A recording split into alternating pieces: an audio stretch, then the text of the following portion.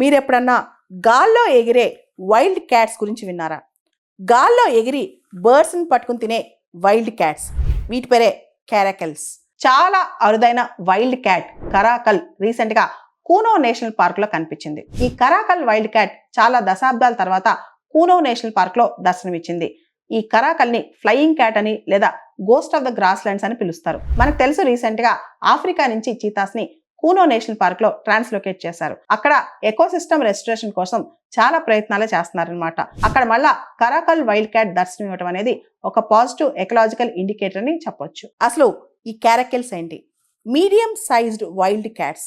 జనరల్గా wild cats అనగానే మనకి రకరకాల ఆకారాలు గుర్తొస్తాయి, కానీ ఈ క్యారకల్స్ రూపం చాలా డిస్టింక్ట్గా ఉంటుంది అనమాట. పెద్ద పెద్ద చెవులు చివరన జుట్టు ఉంటుంది, నల్లగా ఒక పెయింట్ వేసినట్టు చెవులకు ఉంటుంది అనమాట. జనరల్గా క్యాట్స్ అనగానే బాడీ మీద స్పాట్స్ అనుకుంటాం కదా, వీటి మీద అస్సలు స్పాట్స్ ఉండవు. ఈ క్యారకల్స్ ఎలా ఉంటాయో తెలుసా? చాలా థిన్గా, బాడీ కూడా చాలా పల్చగా ఉంటుంది, ఎగైల్గా చాలా యాక్టివ్గా ఉంటాయి. అంతేకాదు చాలా స్లీక్గా ఉండి చాలా ఫాస్ట్గా లైట్ వెయిట్తో ఉంటాయి అన్నమాట. ఇవి ఎగరగలవు. పాత రోజుల్లో హంటింగ్ కోసం రాజులు, ఎంపరర్స్ ఇవి పెంచుకునేవాళ్ళంట. వీటినే క్యారకల్స్ అంటాం. భారతదేశంలో ఇవి క్రిటికల్ ఎండేంజర్డ్ కేటగిరీలో ఉన్నాయన్నమాట. దేశంలో 20 సంవత్సరాల నుంచి సరిగ్గా కనిపించట్లా. మధ్యప్రదేశ్లోని గాంధీ సాగర్ వైల్డ్ లైఫ్ శాంక్చురీలో ఇది కనిపించింది. అంతేకాదు రీసెంట్గా రాజస్థాన్లో కూడా కనిపించిందంట.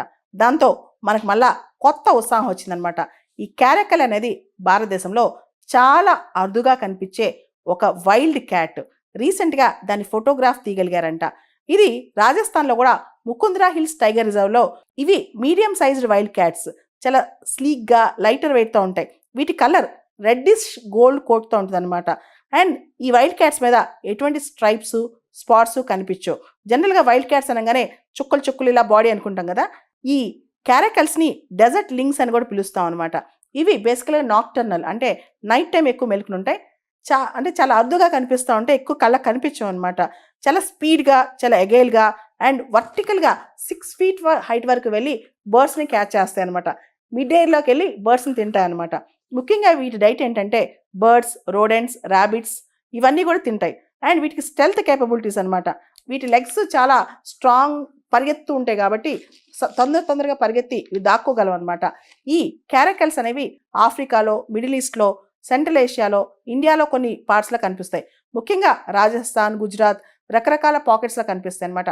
ఇండియాలో క్యారకల్స్ సంఖ్య 50 కంటే తక్కువే ఉంటుందంట. అసలు మరి ఈ క్యారకల్స్ ఎందుకు అంతరించిపోతున్నాయి భారతదేశంలో? ముఖ్యంగా హ్యాబిటాట్ లాస్ అనమాట. వ్యవసాయం అంటే చెట్లు నరికేసి వ్యవసాయం పెంచడం, అర్బనైజేషన్, ఎక్కువగా పట్టణీకరణ, ఇన్ఫ్రాస్ట్రక్చర్ డెవలప్మెంట్, ఇవన్నీ గ్రాస్ ల్యాండ్స్, స్క్రబ్ ఫారెస్ట్ ఇవన్నీ కూడా అంతరించిపోవడం, స్లోగా ఇన్ఫ్రాస్ట్రక్చర్ డెవలప్మెంట్ అవటం, వీటన్నిటి వల్ల ముఖ్యంగా హ్యూమన్ వైల్డ్ లైఫ్ కాన్ఫ్లిక్ట్ కూడా ఈ క్యారకల్స్ అంతరించిపోవడానికి కారణం. క్యారకల్స్ చిన్న లైఫ్ స్టాక్ను కూడా తినడం వల్ల ఫార్మర్స్కి కోపం వచ్చి వాళ్ళు దాన్ని అటాక్ చేయడం, వాటిని చంపేయడం చేస్తున్నారు. ముఖ్యంగా హంటింగ్, పోచింగ్ ఇవన్నీ కూడా ప్రాపర్ కన్జర్వేషన్ యాక్టివిటీ కూడా లేదు. ఈ క్యారకల్స్ని కన్జర్వ్ చేసే యాక్టివిటీ కూడా ప్రాపర్గా లేదనమాట.